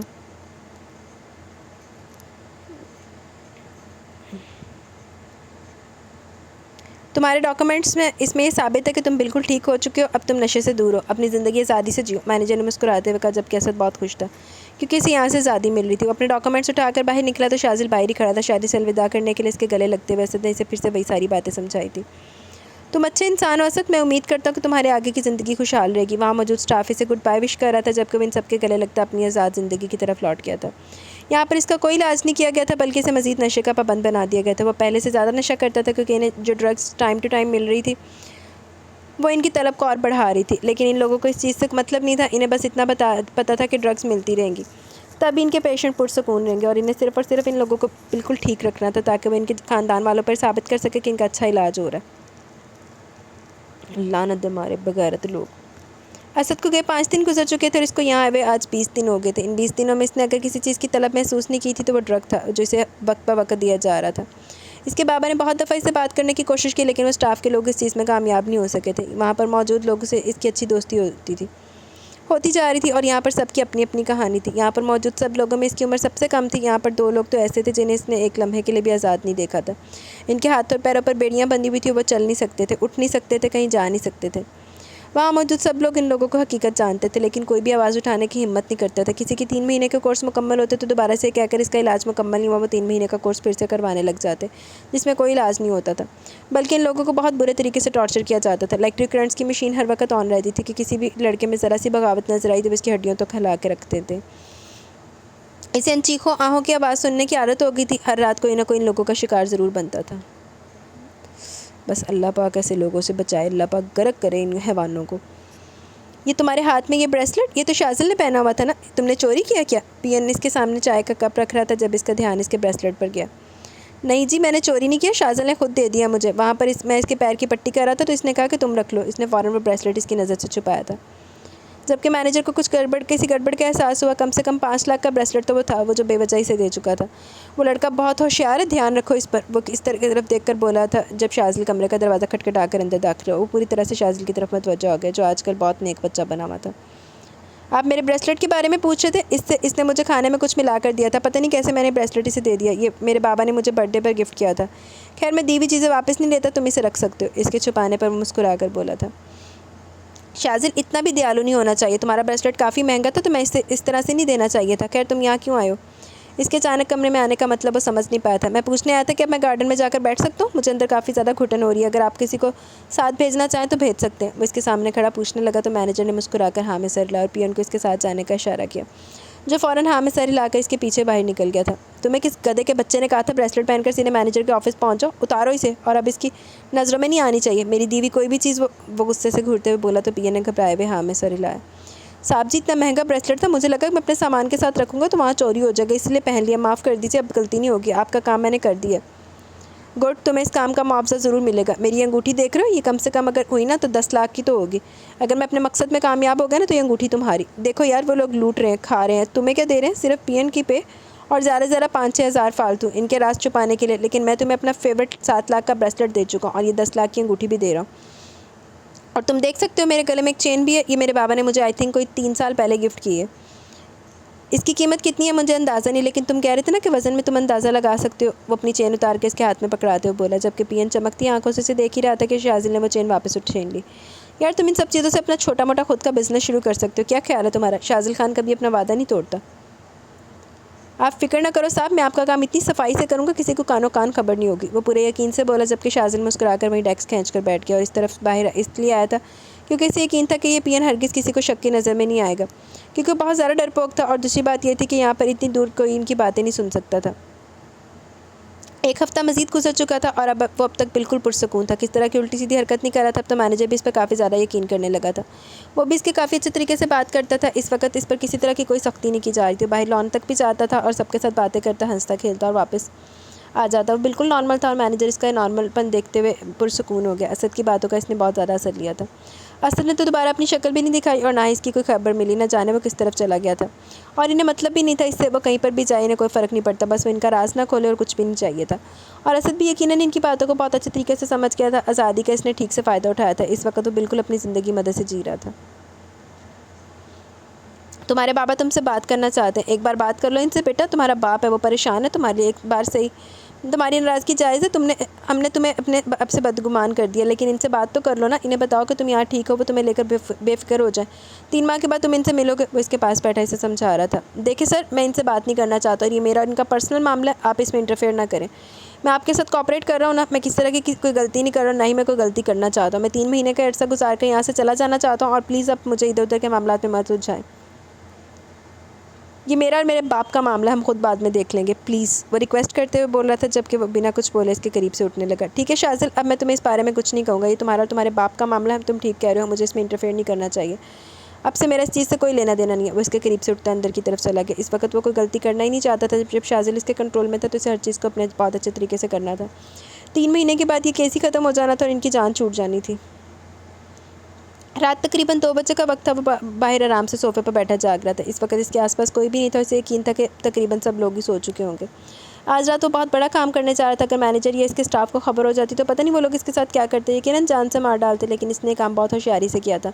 مینیجر تو کیا اس کے چمچوں کو کانوں کان خبر نہیں ہونے والی تھی کہ اس نے کون سا گیم کھیلا۔ وہ آہستہ سے اٹھتا باہر کی طرف نکلا، جب اسے ہلکی سی روشنی محسوس ہوئی، وہ سمجھ چکا تھا کہ باہر آ چکا ہے۔ وہ واپس اندر آیا تھا اور اس نے مینیجر کے کمرے کے باہر سے تالا لگا دیا، اس کے ساتھ اس نے اسٹاف والے کمرے کو بھی باہر سے کنڈی لگائی تھی تاکہ کوئی بھی اس کے یہاں جانے کے بعد اس کا پیچھا نہ کر سکے۔ اور پھر ان کے ساتھ کیا ہونے والا تھا یہ تو کل کے ہر اخبار میں چھپتا اور ان کا اصل چہرہ دنیا کے سامنے بے نقاب ہو جاتا۔ کیا ہونے والا ان کے ساتھ؟ وہ واپس باہر آتے ہوئے اپنی جیب کو ٹھیک سے چیک کر چکا تھا، وہ چیز اس کے جیب میں ہی موجود تھی۔ وہ وہاں سے نکلا تو سامنے پی این کھڑا تھا، اس نے اپنی چین گلے سے اتارتے ہوئے اس کی طرف پھینکی تو اگلے لمحے دیوار کے ساتھ جڑ کر کھڑا ہو گیا۔ اس کے ہاتھ پر پیر رکھتے ہوئے وہ ایک لمحے میں دیوار سے دوسری سائڈ پر کود گیا جہاں پر اسد نے بڑی پھرتی سے اسے کیچ کیا تھا۔ ویل ڈن مائی بوائے، مجھے تم سے یہی امید تھی، وہ ثبوت لے کر آئے ہو نا؟ اسد نے اس کی طرف دیکھتے ہوئے پوچھا تو وہ اپنی جیب پر ہاتھ رکھتا ہاں میں سر ہلاتا، اس کے ساتھ ہی وہاں سے بھاگ نکلا۔ ادھر کدھر جا رہے ہو؟ تھانہ اس طرف ہے، اسد نے اسے ٹھیک راستہ بتایا تھا، جبکہ وہ دونوں بھاگتے بھاگتے کافی آگے نکل چکے تھے۔ اندھیرے میں ان کا جانا کس طرف ہو رہا تھا کم از کم شازل کو تو اندازہ نہیں تھا۔ وہ جب سے پاکستان آیا تھا اس نے اس طرح کی گلیوں کی طرف جانے کی غلطی نہیں کی تھی، اور پچھلے 1 مہینے سے وہ جس طرح اس انسٹیٹیوٹ میں قید تھا وہ تو ان گلیوں کو بھول ہی چکا تھا، لیکن اسد نے بچپن یہیں پر گزارا تھا، وہ سب کچھ جانتا تھا، اور تھوڑی دیر میں وہ اسے کراچی کے سب سے بڑے تھانے کے باہر لا کھڑا کر چکا تھا۔ چلو یار آج ہم ان سب لوگوں کو بچا لیں گے، بس مینیجر کا کام آج سے تمام ہوا۔ وہ مسکراتے ہوئے تھانے کے اندر داخل ہوئے تھے۔ عاصم اب آپ کی طبیعت کیسی ہے، کیسا محسوس کر رہے ہیں آپ؟ وہ صبح اٹھ کر باہر آئی تو باہر لان میں تھا۔ ٹھیک ہوں میں الحمدللہ بہتر ہوں، اب اچھا محسوس کر رہا ہوں، وہ اس کی طرف دیکھتے ہوئے بولا، جبکہ سومیا اس کے پاس ہی بیٹھ گئی۔ وہ سمجھ رہی تھی پچھلے 1 مہینے سے اس کا بیٹا اس کی طرف دیکھنا تو دور کی بات تک نہیں کر رہا تھا۔ وہ فون پر اس کی بات سننے کو بھی تیار نہیں تھا، اور ایک باپ کے لیے بھلا اس سے بڑا اور دکھ کیا ہو سکتا ہے کہ اس کی اکلوتی اولاد اس سے منہ پھیر لے، حالانکہ عاصم جو کر رہا تھا اس کی بھلائی کے لیے کر رہا تھا۔ ادھر دی بھلائی تو اپنے کول ہی رکھ، جو نہیں ٹھیک ہے میں مانتی ہوں آپ ایک ایسے بندے کے اوپر نہیں ٹرسٹ کر سکتے جو نشے کا عادی ہے، جو اس طرح سارا کچھ کر رہا ہے۔ آپ اپنے بیٹے کو ایک جگہ پہ بھیج رہے ہو، اتنی کرٹیکل سچویشن میں آپ اس کو چھوڑ رہے ہو، آپ کو پتہ ہے آپ کا بیٹا آپ سے کنٹرول نہیں ہو رہا، لیکن آپ ایٹ لیسٹ کسی چیز کی انویسٹیگیشن تو کرو کہ وہاں پہ چل کیا رہا ہے کیا نہیں چل رہا۔ آج کل امیر لوگوں کے لیے انویسٹیگیشن کرنا مشکل کام ہے، اور نہ چوک کو چھوڑ دیتا کہ بات چھڑاؤ جدہ مرضی چھڑاؤ پا میں بچہ مر جائے۔ لیکن اس کا بیٹا اس کی یہ بات سننے کو تیار ہی نہیں تھا، اسے یہ لگتا تھا کہ اس کا باپ اس کا دشمن ہے، وہ اس کی بھلائی نہیں چاہتا۔ وہ اپنے بیٹے کو کیسے سمجھائے کہ اس کا باپ اس کا دشمن نہیں بلکہ اس کا واحد خیر خواہ۔ صاحب جی غضب ہو گیا، اس کا نوکر بھاگتے ہوئے باہر آیا جبکہ وہ حیرانگی سے سننے لگ گیا۔ اس طرح اس کے بات کرنے کا مطلب یہی تھا کہ کچھ نہ کچھ غلط ہوا ہے۔ کیا ہوا ہے؟ سب کچھ ٹھیک تو ہے نا؟ تم اس طرح سے کیوں کہہ رہے ہو؟ تم جانتے ہو عاصم کی طبیعت ٹھیک نہیں ہے، اس طرح سے تم ان کی ٹینشن میں اضافہ کرو۔ سومیا نے ملازم کو ڈانٹا۔ صاحب جی بات ہی ایسی ہے، ٹی وی پر دیکھیں کیا خبر آ رہی ہے۔ جس انسٹیٹیوٹ میں آپ نے شاذل بابا کو داخل کروایا وہاں پر پولیس کی ریڈ پڑی ہے اور ویڈیو بھی وہاں سے لیک ہوئی ہے۔ وہاں پر نشے والے مریضوں کو اور زیادہ نشہ دیا جاتا ہے۔ مینیجر کو گرفتار کر لیا گیا، پولیس والوں نے پورا سٹاف ملا ہوا تھا ساتھ۔ وہاں پر معصوم لڑکوں کو کرنٹس دیے جاتے ہیں، ساری رات ٹوائلٹ میں بند کر کے رکھتے ہیں۔ اتنا ہی نہیں بلکہ باندھ کر مارا جاتا ہے۔ یہاں پر کچھ مریضوں کو تو کتنے دنوں سے بیڑیوں میں قید کر کے رکھا گیا تھا۔ سامنے یہ خبر آئی کہ مینیجر صرف امیر لوگوں کو اولادوں کو ہی وہاں رکھتا تھا تاکہ ان سے پیسے ہٹ سکے۔ بہت سارے پیسے نکلوا چکا امیر لوگوں سے اور تقریباً 15 لڑکوں کو وہاں سے بازیاب کروایا گیا۔ ایک لڑکا 2 ہفتے پہلے اپنا علاج مکمل کر کے وہاں سے نکلا تھا، جبکہ ایک لڑکا کل رات وہاں سے اسی لڑکے کے ساتھ بھاگ کر پولیس کے پاس پہنچا جو آزاد کیا گیا تھا۔ لیکن مسئلے والی بات یہ ہے کہ میں نے ابھی بھی ٹی وی پر ان 15 لڑکوں کو دیکھا، اس میں اپنے شاذل بابا کہیں پر بھی نہیں ہے، اس لیے میں آپ کو یہ بات بتانے کے لیے دوڑا چلا ہے۔ ملازم سے تفصیل بتا رہا تھا جبکہ وہ حیرانگی سے سن رہا تھا۔ شاذل نہیں تھا ویسا وہاں، ایسا کیسے ہو سکتا ہے؟ ان کا بیٹا شاذل تو وہیں پر تھا، وہ اتنے ٹائم سے بات نہیں کروا رہے تھے، کہیں وہ لوگ اس بے ایمانی پر تو نہیں تھے؟ کہیں ان کے بیٹے کو کچھ ہو تو نہیں گیا تھا؟ کہاں ہے میرا بیٹا؟ مجھے جلدی سے اس تھانے لے چلو۔ ملازم کو کہتے وہ جلدی سے گاڑی کی طرف بھاگے جبکہ اس کی حالت دیکھتے ہوئے سومیا بھی جلدی سے اسی سے اس کے ساتھ ہی وہاں آئی تھی۔ تو تے ماری جا، لعنت دی ماری ہے تیری برا تو بغیرت عورت دی برا تو آج جو ہے نا حالانو ہے۔ دیکھیں سر، سمجھنے کی کوشش کریں، رات کو جو لڑکا یہاں آیا تھا 17-18 سال کا لڑکا، وہی اپنا نام شاذل عاصم خان بتا رہا تھا اور وہی لڑکا ہمیں یہ ویڈیوز دے کر گیا جس میں آپ لوگ دیکھ سکتے ہیں کہ وہاں کے لوگوں پر کتنا ظلم کیا جا رہا تھا۔ لیکن وہ لڑکا شاذل اس لڑکے اسد نامی کے ساتھ کہیں جا چکا ہے، لیکن وہ کہاں گیا ہم نہیں جانتے، اس نے بس ہمیں یہ فوٹیج اور یہ ثبوت دیے ہیں۔ کیا مطلب آپ لوگ نہیں جانتے؟ میرا بیٹا کہاں ہے؟ ان سب کے ساتھ میرا بیٹا بھی تھا اور آپ نے ایک بچے کو اس طرح کہیں پر کیسے جانے دیا؟ اگر اس نے آپ کو ثبوت لا کر دیے تو آپ کو باقی سب کی طرح اسے بھی اپنے پاس رکھنا چاہیے تھا نا، وہ پریشانی سے آفیسر سے کہہ رہے تھے۔ آہو تیری اولاد ہوں آفیسر سنبھالن بیا کہ ویڈے ویلے ہیں نا۔ دیکھیں سر، یہ سب چیزیں ہم نہیں جانتے، اس وقت افراتفری میں ہم کیا کر رہے تھے اس چیز کا ہمیں بھی اندازہ نہیں تھا۔ آپ کے بیٹے نے جس طرح سے بہادری کا مظاہرہ کرتے وہاں سے نکل کے ثبوت ہم تک پہنچائے ہیں، ہم خود اس کے شکر گزار ہیں، لیکن وہ ہمیں ملے تو صحیح۔ وہ ہمیں بھی نہیں مل رہا، وہ لڑکا کہیں غائب ہو چکا۔ ہم دعا کرتے کہ وہ جہاں بھی ہو بالکل ٹھیک ہو، ہم اسے ڈھونڈنے کی کوشش کریں۔ وہ اسی اسد نامی لڑکے کے ساتھ یہاں سے نکل گیا تھا، پولیس اسے تفصیل سے بتا رہی تھی، جبکہ عاصم کو اب سکون نہیں مل رہا تھا۔ پہلے ایک ماہ سے نہ جانے ان کا بیٹا کون کون سی سزائیں جھیل رہا تھا اور نہ جانے کس طرح ان سب لوگوں کے ٹارچرز کا سامنا کر رہا تھا، وہ اب اس کا بیٹا ہی غائب ہو گیا تھا۔ اللہ پاک میرے بیٹے کو اپنے حفظ و ایمان میں رکھے، آپ لوگ پلیز کوشش کیجیے گا کہ وہ صحیح سلامت ہمیں واپس مل جائے۔ عاصم نے ہاتھ جوڑتے ہوئے کہا تھا، اس وقت ان کی کنڈیشن کیا تھی ان کے علاوہ اور کوئی بھی نہیں سمجھ سکتا تھا۔ 1 مہینہ گزر چکا تھا ان لوگوں کو ایکسپوز ہوئے، انسٹیٹیوٹ پر تالا لگا دیا گیا تھا۔ سب والدین کے ان کے بچے مل چکے تھے، اگر کسی کو نہیں ملا تھا تو وہ تھا شاذل، جس کی تلاش میں عاصم اب بھی دن رات ابھی ہسپتالوں کے چکر کاٹتا، تو کبھی تھانوں کے، کبھی ایک انسٹیٹیوٹ میں جاتا تو کبھی دوسرے میں۔ تیرے نہ تو چنگی ہوئی نا، تو نہ کر اپنے اولاد تے یقین۔ لیکن اس کے بیٹے کی کہیں کوئی خبر نہیں تھی، 1 مہینے سے وہ لاپتہ تھا، کہاں گیا تھا کوئی نہیں جانتا تھا۔ سر ہم پوری کوشش کریں لیکن ہم معذرت خواہ ہیں کہ آپ کے بچے کو ڈھونڈنے میں ہم بری طرح سے ناکام رہے، لیکن ہم اپنی کوشش چھوڑیں گے نہیں، پولیس اسے یقین دلا رہی تھی۔ جبکہ عاصم کی حالت دن بدن بگڑتی جا رہی تھی۔ کہاں چلا گیا تھا اس کا بیٹا؟ آخر کیسے جا سکتا تھا وہ اس طرح؟ کیا وہ اپنے باپ سے اتنا روٹ گیا تھا کہ وہ اپنے باپ کے پاس واپس ہی نہیں آنا چاہتا تھا؟ کاش وہ سب کچھ ٹھیک کر پاتا، وہ اپنے بیٹے کی زندگی چاہتا تھا اور اس نے اپنے بیٹے کو خود سے دور کر دیا تھا۔ تو جدوں دا پیدا کی ہویا تو وہ چنگا کیتا کی ہے؟ کدی تو اپنی بیوی تے یقین کر کے انہیں چھڑ کے چلا گیا تے کدی تو یقین کر لے نہ تے اتے لعنتی انسان، اپنے بیٹے کو ان حالوں میں پہنچانے والا ہی تو ہے۔ تم یہ سب کچھ چھوڑ سکتی ہو شاذل؟ چھوڑ دو سب کچھ، تم اپنی جان کے دشمن مت بنو۔ میں جانتا ہوں میری کیا حالت ہے، میری ماں مجھے دیکھ کر رویا کرتی تھی، ایک دن مر گئی میری ماں۔ اپنی ماں کے لیے نہ صحیح اپنے باپ کی خاطر لوٹ جاؤ، اپنے باپ کے پاس دیکھو شاذل، کچھ نہیں رکھا اس نشے میں، کوشش کرو تم ٹھیک ہو سکتے ہو، لوٹ جاؤ، سب کچھ ٹھیک ہو جائے گا۔ وہ لوگ ایکسپوز ہو چکے ہیں، دنیا کے سامنے آ چکے ہیں، وہ اسے سمجھا رہا تھا جبکہ نشے میں پوری طرح سے گھر کو اس وقت اس کی کوئی بات نہیں سننا چاہتا تھا۔ پچھلے 1 مہینے سے وہ دونوں ایک ساتھ تھے، اسد اپنے گھر نہیں گیا تھا بلکہ در در بھٹکتا تھا اور وہ بھی اس کے ساتھ ساتھ ہی جاتا تھا، جہاں اسد جاتا وہ اس کے ہم قدم ہو جاتا تھا۔ ان دونوں کی ایک جوڑی بن چکی تھی، سارا دن کبھی اینٹوں کی بھٹی پر کام کرتے تو کبھی لوگوں کا سامان اٹھاتے، لیکن اپنے نشے کے پیسے وہ لوگ پورے کر لیتے تھے۔ وہ اسد پر بوجھ نہیں بنا تھا بلکہ اس کے ساتھ وہ سب کچھ کرتا جو اسد کرتا تھا، لیکن اسد اسے سمجھاتا تھا کہ وہ لوٹ جائے، اس کا گھر ہے، رشتے ہیں، باپ ہے۔ اسد کے پاس تو کچھ بھی نہیں تھا، وہ لوٹ کر نہیں جا سکتا تھا، لیکن شاذل لوٹ کر جا سکتا تھا اگر وہ جانا چاہتا تو، لیکن وہ جانا ہی نہیں چاہتا تھا۔ اسے اپنے رشتوں سے بدگمان کر دیا گیا تھا، وہ اپنے باپ کی شکل تک دیکھنے کا روادار نہیں تھا، اسے بس یہ پتا تھا کہ اس کا باپ شاید نشے کی عادت کے ساتھ اسے قبول ہی نہیں کرتا۔ 1 سال گزر چکا تھا، عاصم کی حالت دن بدن بگڑتی جا رہی تھی، شاذل کا کہیں کوئی پتہ نہیں تھا۔ 1 سال سے اس نے ایسی کوئی جگہ نہیں چھوڑی جہاں اس نے اپنے بیٹے کا پتہ نہ کیا، اور وہ ناکام ہی رہا تھا۔ اپنے بیٹے کی تلاش میں در در بھٹکتا وہ ہمت ہارنے لگا تھا، جب ایک دن اچانک خبر ملی کہ کسی بڑے ہوٹل کی پچھلی سائڈ پر 2 لڑکے بہت بری حالت میں ملے۔ ایک لڑکا اوور ڈرگز کی وجہ سے موت کو گلے سے لگا چکا جبکہ دوسرا لڑکا زندہ ہے، لیکن اس کی حالت بھی بہت خراب ہے۔ عاصم اسپتال پہنچے تو دل کی حالت خراب تھی، بس اتنا پتہ تھا کہ اگر ان دونوں میں سے کوئی ان کا بیٹا ہوا تو وہ جیتے جی مر جائیں گے۔ ادھا تو پھر ہوندا نا جدو اولاد نو اگنور کرو تو پھر ادھا نہیں رزلٹ ہی آندے نے۔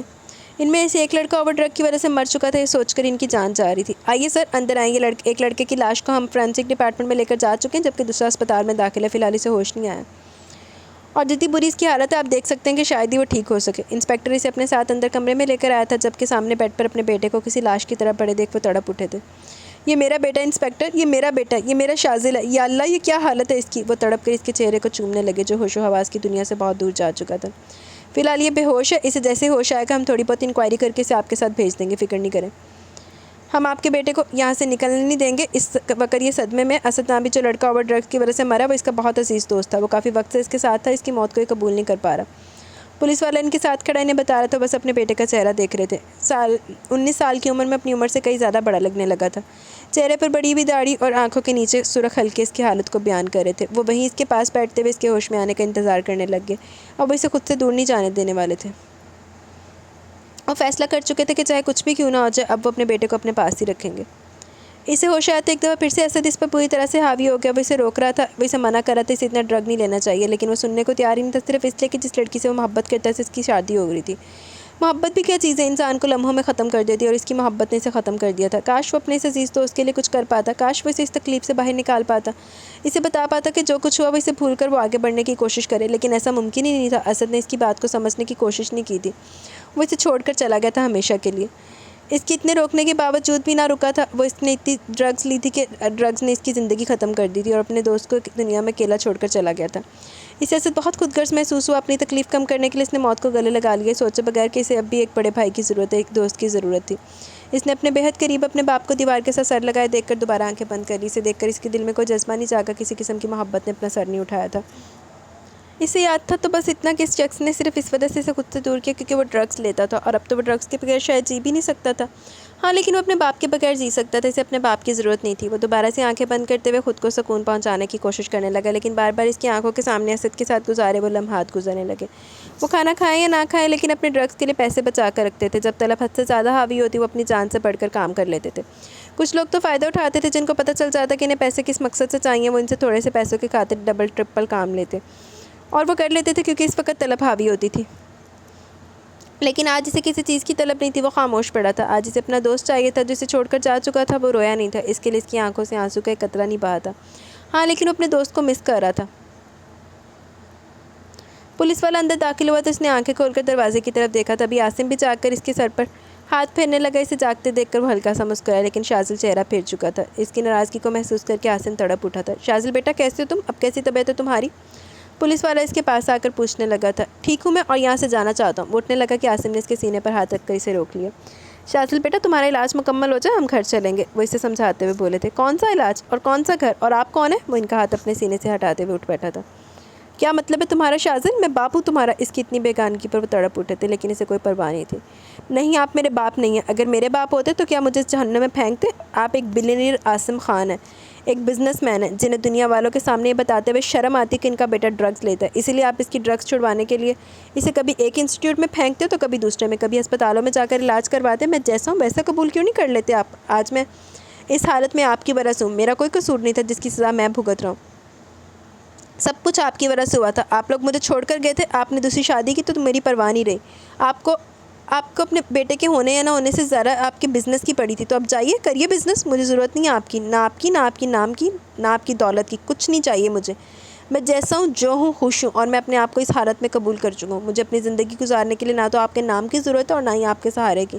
اب جا کر اپنا نام بنائیے، فکر مت کیجیے، آپ کا بیٹا شازل کبھی بھی آپ کے پاس واپس لوٹ کر نہیں آئے گا۔ دنیا والوں کے سامنے یہ بتاتے ہوئے کہ آپ کا بیٹا نشئی ہے، آپ کو کبھی شرمندگی نہیں اٹھانی پڑے گی کیونکہ میں اپنی زندگی گزارنا سیکھ چکا ہوں۔ جا کر بتا دیجیے دنیا والوں کو کہ آپ کا نشئی بیٹا مر گیا۔ وہ کافی سخت الفاظ کا استعمال کر رہا تھا۔ عاصم بس اسے دیکھ کر رہ گئے۔ ایک سال میں وہ کتنا بڑا ہو گیا تھا، کتنا میچور ہو گیا تھا، شاید دنیا والوں کے ساتھ چلنا سیکھ چکا تھا۔ مجھے اب اس طرح رہنے کی عادت ہو چکی ہے عاصم صاحب، اگر کوئی اب آپ سے پوچھے نا کہ آپ کا نشئی بیٹا کہاں ہے تو آپ بتا دیجیے گا کہ مر گیا میری وجہ سے۔ آپ کو اب کبھی شرمندگی اٹھانے کی ضرورت نہیں پڑے گی، خوش رہیے آپ اپنی دنیا میں۔ ہاں لیکن اسد کی طرح کسی چوراہے پر اگر میری لاش مل گئی تو اسے دفنا دیجیے گا، اسد کی طرح میری لاش کی بے حرمتی مت کیجیے گا۔ وہ وہاں سے اٹھتے ہوئے باہر نکل گیا، جبکہ عاصم چاہ کر بھی اسے روک نہیں پائے تھے۔ اب وہ ان کا چھوٹا سا شاذل نہیں رہا تھا جسے بہلا پھسلا کر واپس اپنے پاس لے آتے۔ وہ بدل چکا تھا، وہ دنیا کے رنگ سمجھ چکا تھا، وہ دنیا کے ساتھ اٹھنا بیٹھنا سیکھ گیا تھا، اسے جینا آ گیا تھا اپنے باپ کے بغیر۔ لیکن عاصم کیا کرتے؟ وہ تو پچھلے 1 سال سے اپنے بیٹے کے لیے تڑپ رہے تھے، اسے اپنے سینے سے لگانے کے لیے مر رہے تھے۔ مری جا ہوں تو جو کرنا کری جا۔ وہ تو جینا نہیں سیکھے تھے اپنے بیٹے کے بغیر، انہیں تو اپنا بیٹا چاہیے تھا، لیکن ان کے بیٹے نے تو مڑ کر انہیں دیکھا بھی نہیں تھا۔ جی تو گائز، یہاں پہ ہماری آج کی قسط اپنے اختتام کو پہنچی۔ کیسی لگی قسط رائے کا ضرور اظہار کیجیے گا، کمنٹ سیکشن کی طرف چلتے دن ویڈیو اینڈ کریں گے۔ ہدا شفیق آسم ناول، تھینک یو ہدا۔ لبنہ خان، بہت بڑھیا ناول، سبق آموز، تھینک یو ویری مچ لبنہ۔ چودھری جٹ اریج، یار آپ کے کچھ ناول میں نے سنے، کچھ نہیں سنے، کیونکہ محرم اور سفر میں ہم زیادہ محفلیں کرواتے ہیں، اس لیے سوری، بٹ جو بھی ناول میں نے سنے بہت بہت اچھے تھے۔ اللہ آپ کو زندگی دے، آپ ہمارے لیے دعا کریں، ہم آپ کے لیے دعا کرتے ہیں۔ جی ضرور چودھری جٹ، کیوں نہیں، اللہ پاک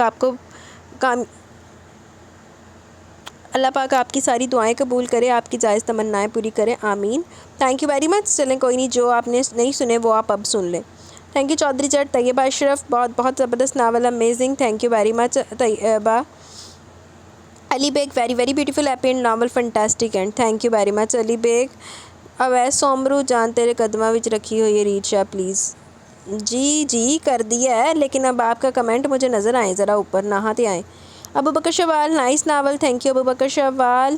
عامرہ طفیل، بازل شیخ والا پڑھا ہوا ہے اور یہ ناول بھی اچھا ہے۔ جوائنٹ فیملی کی سٹوری تو ہمیشہ بیسٹ ہوتی ہیں۔ باقی فی الحال تو زرمیل کی شامت آئی ہوئی ہے، بالکل صحیح آئی ہوئی ہے، آپ نے صحیح کہا، سمرن جیسی بھابھی تو اینٹیک ہے، لیٹس سی آگے کیا ہوتا ہے۔ آہو صحیح بات ہے، سمرن واقعی اینٹیک پیس، تھینک یو عامرہ۔ عامرہ طفیل، کیا گولمال سٹوری چل رہی ہے۔ فریدی اور ارشد دونوں ہی بہت جاہل بندے ہیں، جبکہ زرمیل کے حالات بھی ٹھیک نہیں ہو رہے۔ اور تو اور عارفین کا پرائز بانڈ نکلا ہے، مقصوم وہ تو اپنی پسند والی لڑکی سے نکاح ہو کے۔ ویسے یہ لڑکوں کے نام لڑکیوں سے زیادہ سملر نہیں ہے، مطلب کہ زرمیل، عارفین، بس کیا کہہ سکتے ہیں، ان کی مرضی۔ Thank you Amira. Abu Bakr Shawal, nice novel, thank you Abu Bakr Shawal. Chaudhry Jatt, بہت اچھا ناول تھا، بلیس یو، آمین، thank you very much Chaudhry Jatt. Haya نے دل بھیجے، تھینک یو حیا۔ عامرہ طفیل، مجھے لگتا ہے سمرن نے رضا کو اڈاپٹ کیا ہوا، مطلب کہ یالے سے زیادہ تو وہ ہر ٹائم اس کے پاس جاتا ہے، صحیح بات ہے۔ عارفین اور یالے کا 36 کا آنکڑا بہت مزے کا ہے، او ہو کٹھے 6 گلاس توڑ دیے کڑیے، یہ میرے گھر ہوتا تو قسم سے 1 مہینہ میری مما کا دکھ نہیں ختم ہونا تھا۔ شیلا افریدی واقعی معصوم لڑکی تھی، افریدی بھی حق پہ تھا، اس نے اپنے باپ کو کھویا، اس کی ماں بھی اسی دکھ میں چلی گئی، اور پھپھو تو تھی ہی بے مردہ۔ بہت اچھا کیا، بزنس تباہ کر دیا، لیکن وانیہ کے لیے افسوس ہے کہ وہ بیچاری تو ویسے آزمائش میں تھی معذوری کی وجہ سے، اوپر سے یہ بھی نازل ہو گیا۔ باقی افریدی فیملی بھی ٹپک پڑی، مزہ آئے گی بھی۔ ہاں جی، ناول واقعی بہت زیادہ مزیدار ہے، بہت انٹرسٹنگ ہے، thank you very much Amira. Syeda Liza Bilal, nice start, oh my God یار یہ کیا کرے ہیں دونوں معصوم بچے کے ساتھ، اف میرے رونگٹے کھڑے ہو گئے، قسم سے بہت برا لگ رہا ہے۔ جب ماں باپ ہی اپنی اولاد کے ساتھ سیریس نہیں ہے، کسی سے کیا شکوہ، جب اپنی ماں ہی اپنی اولاد کی خاطر گھر نہیں بسا سکی اور ماں ہو کر بھی ماں نہیں بن سکی، تو سومیا تو پھر ستیلی مار، وہ کیسے ماں بنتی، اور پھر باپ نے بھی سر پوری کر دی ٹھیک سے، اولاد کی تربیت تو دور، اس کو روز دیکھنا بھی گوارا نہیں کرتا، اور اب جس سٹیج میں بچہ آ گیا اس کو سنبھالنا تھوڑا مشکل ہوگا۔ لیٹس سی، 55 میں بچوں کے رشتے کر کے معصوم ذہن خراب کرنے والی بات ہے، لیکن ایسا بھی جاہل لوگ ہی کرتے ہیں یار، مطلب زمین سے نکلے تو دو پھر رشتہ کر لینا، صحیح بات ہے، یعنی بچوں کی زندگی تباہ۔ اچھا لگ رہا ناول، مجھے انتظار رہے گا سومیا کی بربادی کا، جو شاذل کے ہاتھوں ہونی ہے۔ حالے بیچارہ تو شاذل ہی برباد ہویا پہ، اگر کسی کو اولاد کو ماں بن کر پال لیتی تو شاید اللہ پاک اس کو بھی اولاد دے دیتے، یا پھر یہی بچہ اس کی اولاد بن جاتا، لیکن ایسے لوگوں کو اللہ دکھاتا ہے دنیا میں۔ اللہ پاک سب کی اولاد کے نصیب اچھے کرے اور ماں باپ کا سایہ سلامت رکھے، آمین ثم آمین۔ Thank you very much Alizeh for your comment. ہیرا، یہ ناول پہلے پڑھ چکی ہوں تقریباً 1 سال پہلے، لیکن پھر سے سننا چاہوں گی، پہلی قسط سن کر دل عجیب سی کیفیت میں آ گیا۔ یہ وہی کہانی ہے جسے میں پڑھ چکی ہوں، ہر موڑ اور ہر درد سے واقف ہوں، مگر جب کسی اور آواز میں دوبارہ سننے کو ملی تو لگا جیسے زخم پھر سے تازہ ہو گئے۔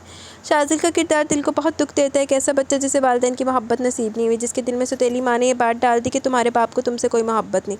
یہ لمحہ سن کر میری آنکھیں بھیگ گئیں۔ ناول پڑھتے وقت میں یہ حصہ بہت دردناک لگا، لیکن آواز میں سننے سے جذبات اور زیادہ گہرے محسوس ہوئے۔ پہلی قسط نے مجھے پھر سے جھنجھوڑ دیا، جیسے ایک پرانا دکھ دوبارہ زندہ ہو گیا۔ عریشہ کی کہانی پڑھنے کا اپنا مزہ تھا، لیکن سننے کا اثر بالکل مختلف ہے، دل پر اور زیادہ گہرائی کے ساتھ لگ رہا ہے۔ پہلی قسط نے دل کو دکھی کر دیا اور اب دل بے اختیار چاہ رہا ہے کہ اگلی قسط جلدی سنوں، چاہے جانتی ہوں آگے ہونے والا کیا، پھر بھی انتظار کی بے چینی ہے۔